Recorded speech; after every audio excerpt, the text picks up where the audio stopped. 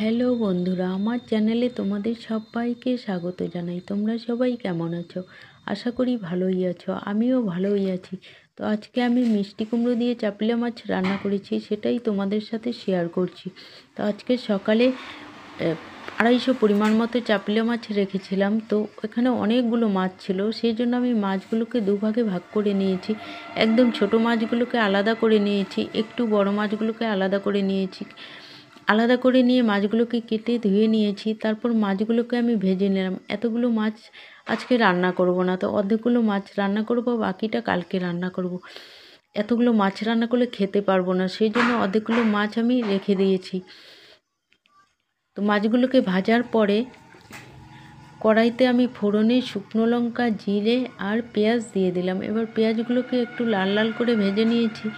তারপর মিষ্টি কুমড়ো কেটে ধুয়ে রেখেছিলাম, মিষ্টি কুমড়োগুলোকে দিয়ে দিলাম। এবার কিছুটা সময় আমি ভেজে নেব মিষ্টি কুমড়োগুলোকে। তারপর একটু সময় ভাজা হয়ে গেলে এর মধ্যে নুন হলুদ পরিমাণ মতো দিয়ে দিলাম। তারপর আবার কিছুক্ষণ সময় এগুলোকে একটু ভেজে নেব।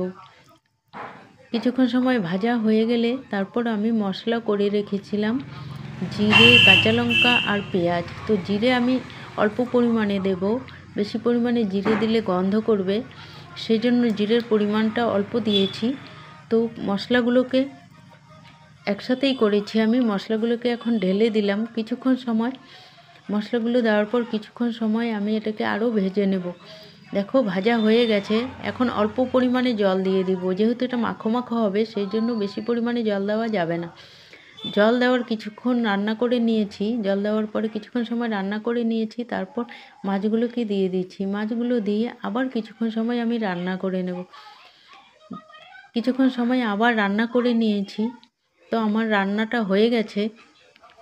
দেখো রান্নাটা কিন্তু দেখতে খুব সুন্দর হয়েছে এবং খেতেও দারুণ হয়েছিল। তোমরা বাড়িতে ট্রাই করতে পারো, আশা করি তোমাদের ভালো লাগবে। আমার রান্নাটি যদি তোমাদের ভালো লাগে তাহলে লাইক, কমেন্ট, শেয়ার এবং আমার চ্যানেলটিকে সাবস্ক্রাইব করে আমার চ্যানেলের পাশে থেকো। টাটা সবাইকে, সবাই ভালো থেকো।